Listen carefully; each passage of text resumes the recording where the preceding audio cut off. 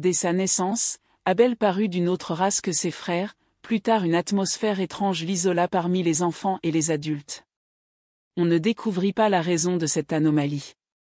Elle ne tenait pas à sa structure ou du moins, il ne le semblait point, il avait les cheveux fauves et le visage blanc des hommes venus du nord, sur leurs barques non pontées pour conquérir des terres, voler les richesses et violer les femmes. Dans sa province les descendants de ces hommes abondent. Il inspirait une manière d'inquiétude et le sentiment de choses très lointaines, perdues dans l'espace et dans le temps. Sa parole aussi semblait insolite encore que, jusqu'à 12 ans, il n'eut rien dit d'extraordinaire mais parfois, on ne sait quel mystère esquissait, vite perdu dans des propos familiers. Ses gestes créaient du malaise, même lorsqu'il faisait exactement la même chose que les autres enfants, il semblait que ce fût selon une autre orientation, comme s'il avait accompli des mouvements de gaucher avec sa main droite. De bonne heure, il étonna quelques personnes de nature subtile, il évoquait, pour elles, des existences cachées dans les îles ou dans les solitudes de la mer, des songes enveloppés de brouillard, des profondeurs où luttaient les végétaux obscurs et les bêtes abyssales. Il appartenait à une famille médiocre et pacifique, que ne tourmentait aucun rêve dévastateur. Quelques arpents d'humus environnaient une maison basse, où la lumière pénétrait par des baies petites et nombreuses, percées sur 4 façades. Le verger donnait les fruits du terroir, les légumes abondaient dans le potager, 2 vaches et 4 chèvres vivaient d'un herbage très vert. Parce que cette famille avait presque horreur de la viande, elle menait une vie facile où les joies n'étaient point cruelles. Le père, Hugues Favrol, géomètre arpenteur, assurait le présent et consolidait l'avenir. La mère, incohérente et douce, aurait mal conduit son ménage, mais une servante, un vieux jardinier réglait les choses de la maison, de l'étable et de la terre. La turbulence et la méchanceté des frères d'Abel étaient supportables parce qu'il était l'aîné, et le plus fort, il n'avait aucune peine à se défendre. S'il y eut de bonne heure des obstacles entre lui et ceux-là même qu'il aimait, il ne perçut guère, avant sa 12e année, la singulière dissemblance de son univers, et de l'univers des autres hommes. Il voyait et entendait, il sentait tout ce qu'il voit, sent et entendent, mais autour et dans chaque apparence surgissait une apparence inconnue. Ainsi concevait-il 2 mondes distincts, quoique occupant la même étendue, 2 mondes terrestres qui coexistaient avec tous leurs êtres. Abel finit par savoir qu'il était lié aux 2 mondes. Cette découverte, qui devint chaque jour plus précise, il redouta de la révéler, fût-ce à sa mère, et c'est indirectement, par des questions qui effaraient ses proches, qu'il s'assura de son entière originalité.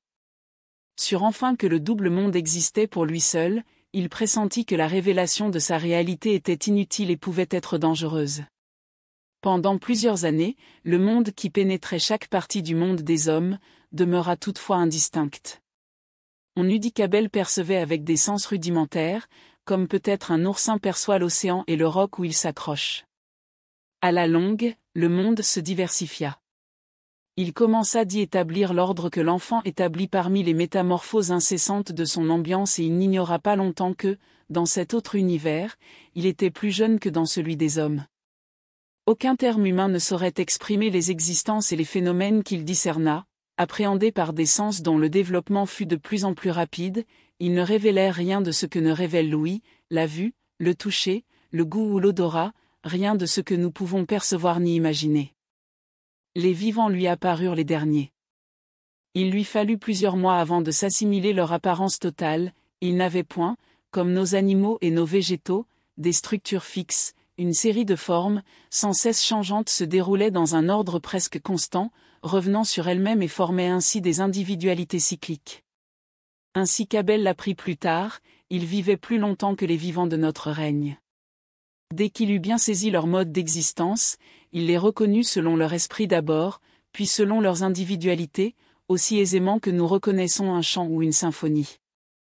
Leur diversité était aussi grande, et plus grande peut-être, que la diversité de notre faune et de notre flore. Les espèces inférieures avaient des cycles lents et monotones. À mesure qu'on montait dans la hiérarchie, les variations devenaient plus rapides et plus complexes, aux degrés les plus hauts, plusieurs cycles se déroulaient ensemble, à la fois confondus et distincts.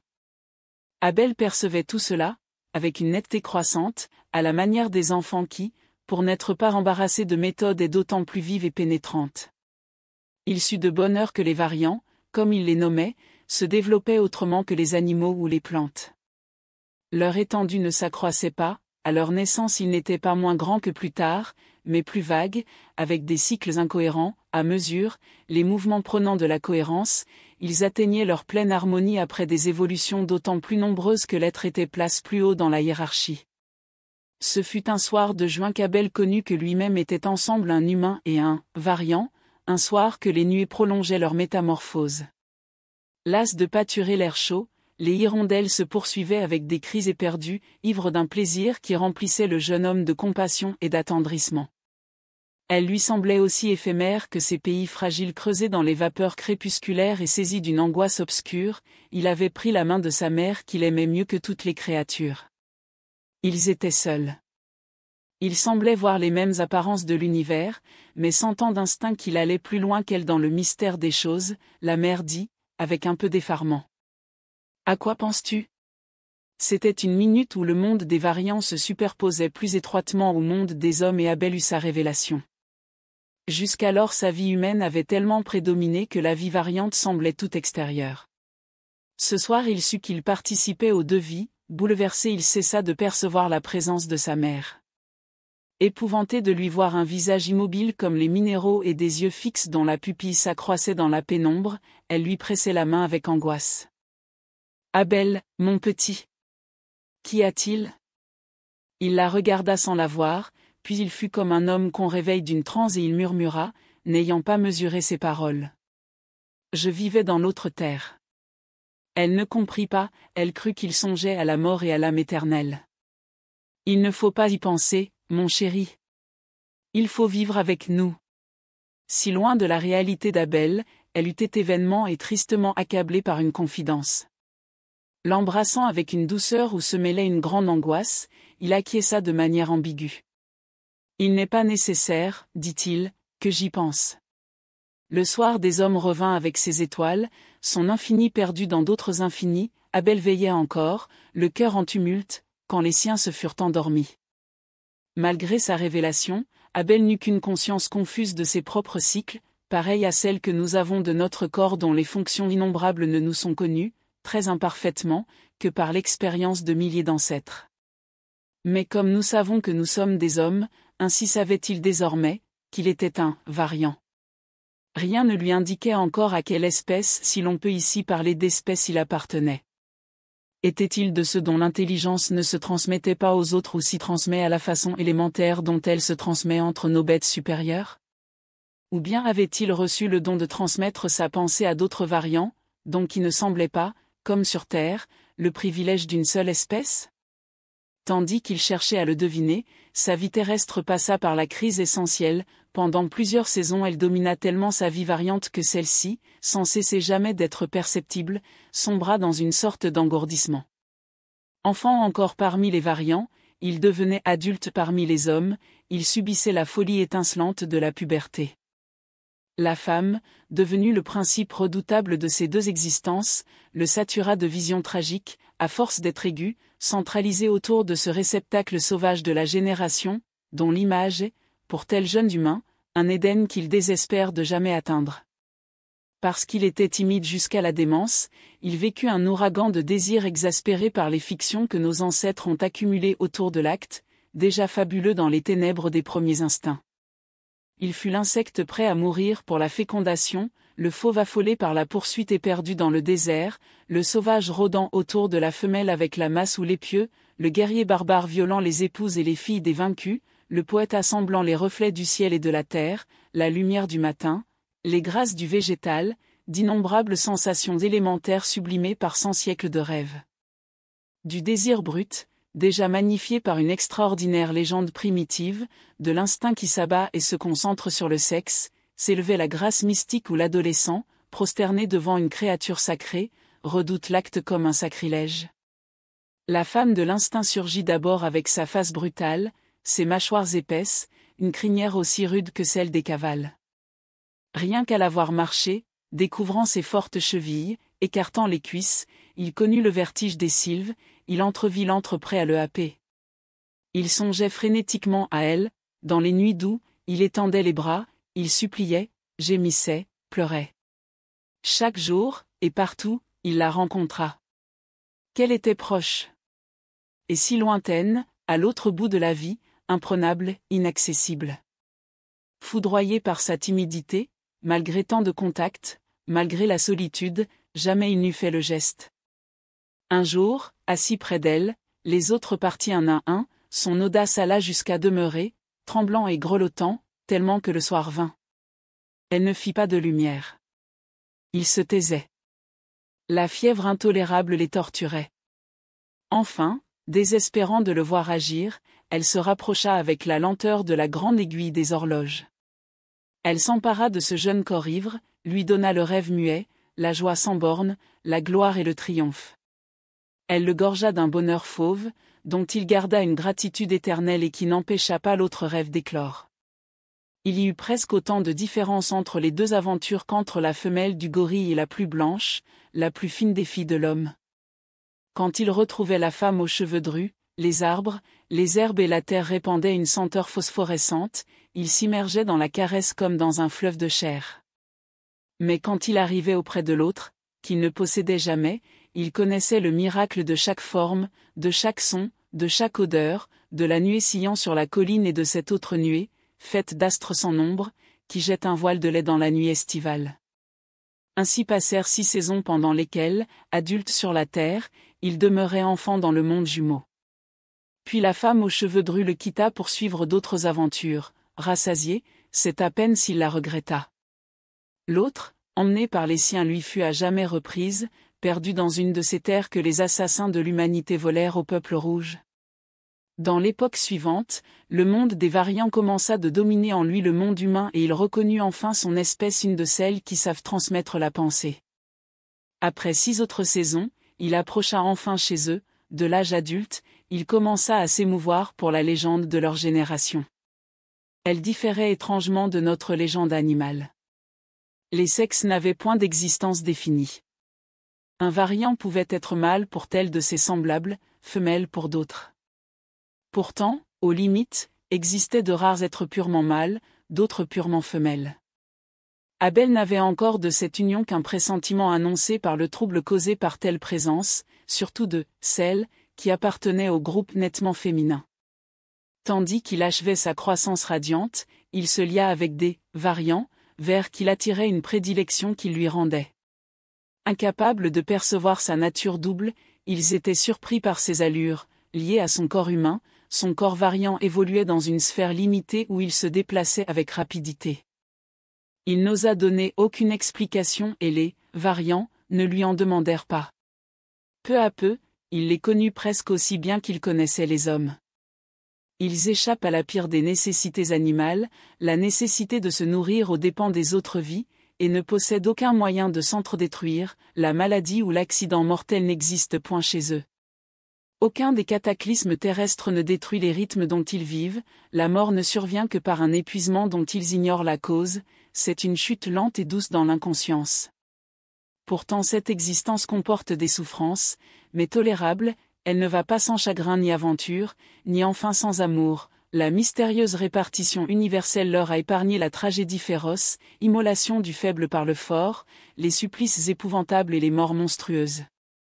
Leur nutrition est avant tout énergétique, leur structure s'use peu et se refait aux dépens de substances inanimées, au rebours, leurs actes demandent un concours perpétuel de l'ambiance, ils l'obtiennent par une absorption et une transformation incessante des radiations de toute vitesse. Il semble que leur sens de la beauté soit plus nombreux, plus intense, plus constant que chez les hommes, et mêlé à tous leurs gestes. L'espèce d'art rudimentaire que comporte le goût des aliments, les parfums végétaux, la forme de telle plante, de telle fleur ou de tel animal, sont remplacés chez eux par un nombre indéfini de sensations esthétiques beaucoup plus intenses que tout ce que connaissent les hommes. Pour intégrer les phénomènes, ils ont une légion de sens, qui forment des séries harmoniques d'où une prise, à la fois très puissante et très subtile de l'ambiance. L'amour atteint une splendeur incomparable, toutes les puissances, toutes les sensibilités des êtres y participent. Il échappe aux servitudes répugnantes de l'amour terrestre, à l'odieux mélange des fonctions vitales et des mouvements grotesques. Le contact n'est pas plus nécessaire que ne l'est, pour nous, le contact d'une mélodie, d'un tableau, d'une statue, d'une fleur, d'un paysage et pourtant aucun contact ne saurait éveiller des sensations plus aiguës et plus subtiles. C'est en somme un échange de rythmes et de fluides impondérables. Il peut durer longtemps, sans fatigue, il ne cesse que par l'extinction d'une surabondance d'énergie et ne tarde pas à reprendre. Il y faut l'acquiescement absolu de deux êtres. La possession par la violence étant irréalisable chez les variants, le désir ne peut se développer que s'il suscite un désir, l'idée d'une jouissance égoïste ne peut guère se concevoir. Or quelques instincts obscurs auxquels rien ne répondit, Abel vécut longtemps dans l'ignorance de l'amour variant.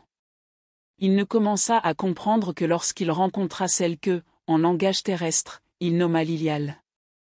Entièrement féminine, elle fut plus accessible que tous ses semblables à l'étrangeté latente d'Abel. Malgré sa grande jeunesse, elle avait de son univers une perception supérieure. Chez les variants, l'expérience dépend bien plus de la perfection des cycles personnels que de la durée des circonstances.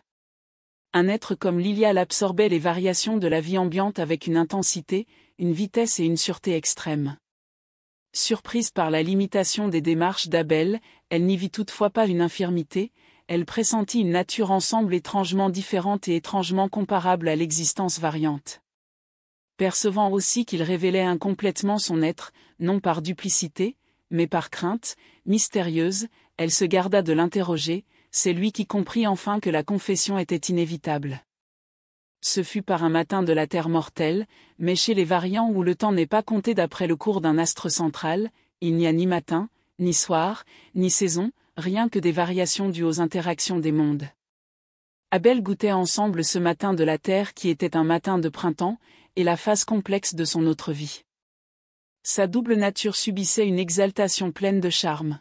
« Qu'avez-vous » avait demandé son ami, « vous semblez emporté en delà de vous-même » Il répondit. « Il y a seulement en moi une harmonie plus vive de mes deux vies. » « Vos deux vies, reprit-elle, moins surprise que lui ou elle n'eussent pu s'y attendre. Il est temps que vous le sachiez, Lilial. Je suis un être différent des êtres du monde où nous sommes ensemble, et de ceux d'un autre monde, où je me trouve aussi attaché. Ou plutôt, je me rattache à la fois aux uns et aux autres. C'est un mystère effrayant, dit Lilial, et si douloureux. Je sens que c'est vrai. Tout temps vous m'avertit d'existence au-delà de mon existence, de monde non comparable au nôtre. Et je vous en aime davantage, malgré la peur, qui ne cessera jamais, de vous perdre. Ah, fit-il, malgré leur mélancolie ces paroles sont plus douces que toutes les joies de l'autre monde, où j'ai connu pourtant de merveilleux bonheurs. Un trouble profond commençait à les saisir, qui déjà changeait la nature de leur tendresse et ne pouvait se dissimuler. Car si les variants ont leur vie secrète, où nul ne pénètre sans consentement, il leur est impossible de cacher leur amour à l'être aimé dès que celui-ci aime à son tour. L'amour réciproque est une pénétration mutuelle de deux consciences, encore qu'il y ait une période de croissance, pendant laquelle chacun peut encore garder son secret, mais toujours de plus en plus difficilement. Puis la communication devient parfaite et lorsque les amants sont en présence, rien de ce qui se passe dans la pensée de l'un ne peut se dérober à l'autre. Ce moment était arrivé pour Lilial et pour Abel, presque soudain, ils furent comme s'ils étaient une seule vie. Toute parole devint inutile. Lilial comprit aussi directement Abel qu'il se comprenait lui-même.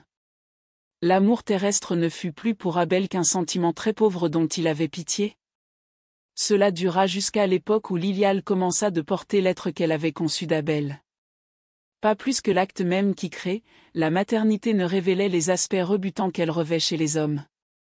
L'enfant fait de rythmes subtils s'ajoutait au rythme de Lilial, et rendait la mère plus harmonieuse et plus belle, alors Abel eut des heures étranges où le monde des variants s'effaçait presque complètement devant le monde des hommes, d'autres heures, où les hommes n'étaient plus que l'ombre d'un rêve. Il fut alors extraordinairement heureux dans les deux existences. L'enfant naquit, dont les cycles furent longtemps vagues et désordonnés. C'était un jeune chaos, lentement il devint une harmonie qui ressemblait à Lilial. Abel l'aimait profondément et en était aimé. Il avait un sens du monde humain qui manquait à sa mère mais il ne vivait pas doublement comme Abel. Les hommes, les animaux, les plantes étaient pour lui un monde fantastique et réel, intangible, impénétrable dont il percevait la vie et les mouvements sans en comprendre le sens. Comme il ne possédait aucun organe comparable à des yeux ni à des oreilles, sa perception était extrêmement différente de celle de son père, aussi aiguë, aussi subtile mais sans embrasser des formes relativement immobiles. Au rebours, l'homme ou l'animal était pour lui des séries très nombreuses de tourbillons, avec des nœuds, des centres, moins mobiles et qui correspondent aux organes spécialisés comme le cœur, le foie, l'estomac, le cerveau. Ce fut une époque heureuse parmi les hommes comme parmi les variants, une époque de plénitude où Abel vécut pleinement sa double existence. Cependant, son âge terrestre approchait de la vieillesse alors qu'il était tout jeune encore dans l'autre vie. Un temps de douleur succéda à la période de félicité, la mère d'Abel mourut et peu après, son père et pour ses frères dispersés, il n'était qu'une existence négligeable. Des années terrestres passèrent et le jour vint où Abel accepta de quitter le monde humain. Sa mort fut presque volontaire, un renoncement sans souffrance et il appartint uniquement à la vie variante, sans cesser de percevoir le milieu où il avait vécu mais non plus avec les mêmes sens. Ses souvenirs étaient fragmentaires, les êtres qui avaient été ses semblables se fondant dans des ensembles où il les individualisait à peine. Et les temps étaient devant lui, les siècles que vivent les variants, tandis que sa descendance croissait et se multipliait indéfiniment.